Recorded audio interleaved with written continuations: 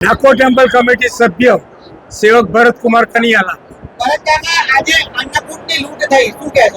આજે રણછોડજી મંદિરમાં અંકોટનો ઉત્સવ ઉજવવામાં આવે છે।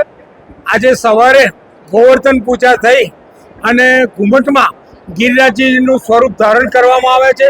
તેની અંદર બુંદી ચોખાની જગ્યાએ ભાત બનાવવામાં આવે છે, ફ્રૂટ સફરજન, પછી પકવાન બુંદી જલેબી અને ગિરિરાજજીની ઉપર ધજા પણ રોપવામાં આવે છે।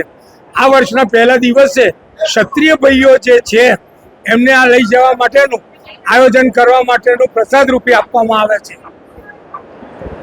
જે રીતે આ ક્ષત્રિય ભાઈઓ અન્નકૂટની લૂંટ કરે છે, આવી પ્રથા ક્યારથી શરૂ થઈ અને શા માટે? જ્યારથી ઠાકોરજી આયા અહીં અગાડે અને જે વર્ષો થયા છે એ વર્ષોથી આ પ્રથા ચાલુ છે જ। ડાકોર શ્રી રણછોડજી મંદિર ખાતે ઘણા વર્ષો પૂર્વેની પરંપરા મુજબ આજે 151 મણ ભાત, 151 મણ બુંદી, 21 મણ ફ્રૂટ, 21 મણ મીઠાઈ તેમજ ચોખા ઘીના પ્રસાદ સાથે ભવ્ય અન્નકૂટ કરવામાં આવે છે।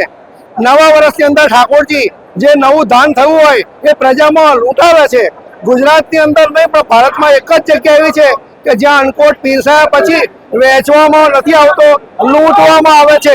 આજુબાજુના 800 ગામના લોકો સ્પેશિયલ ભાત લેવા માટે, પ્રસાદ લેવા માટે દૂર દૂરથી આવે છે। હું વડોદરાથી આવું છું અને મારા બાના નિમિત્તે આવું છું મેં। અરે બા, જ્યારે મારા બા જીવતા હતા આજથી 15 વર્ષ પહેલા, તો મારા બાએ મને કીધેલું કે તારામાં તાકાત હોય તો મને બતાવજે।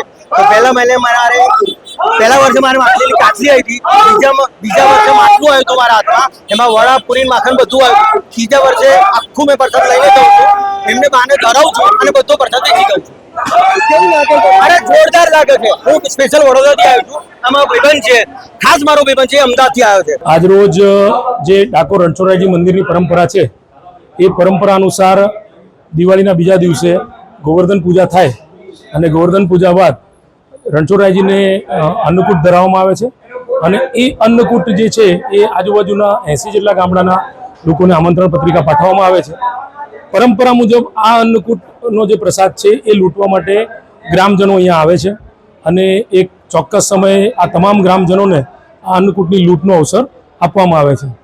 પોલીસ આ દિવસે લૂંટને રોકવાના બદલે લૂંટનો ચુસ્ત બંદોબસ્ત ગોઠવે છે, જેથી કરીને આજે ભાવિક ભક્તો છે આજુબાજુના ગામના એ લોકો આ લૂંટ યોગ્ય રીતે અને કોઈ નિર્વિઘ્ને કરી શકે। એટલે એ પરંપરા આજે પૂર્ણ થઈ છે અને જે અન્નકૂટ જે મહોત્સવ હતો, અન્નકૂટ મહોત્સવની લૂંટનો જે પ્રસંગ છે એ આજે સારી રીતે સુખરૂપ પૂર્ણ થયો છે।